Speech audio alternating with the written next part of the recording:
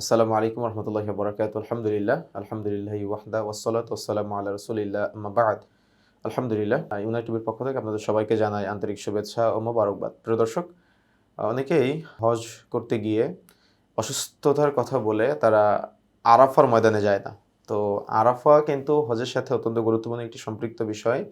এমনকি যারা আরাফার মাঠে থাকবে না, সৌদি আরবের বাহিরে থাকবে, বিশেষ করে আরাফার মাঠের বাহিরে থাকবে, তাদের কিন্তু ঐদিন সিয়াম পালনের নির্দেশ দেওয়া হয়েছে ইসলামে এবং অনেক বড় একটা ফজিলত আছে আপনারা জানেন। তো সেখানে উপস্থিত থেকে আপনি আরাফার মাঠে উপস্থিত হবেন না, আপনার হজ কিন্তু কবুলযোগ্য হবে না।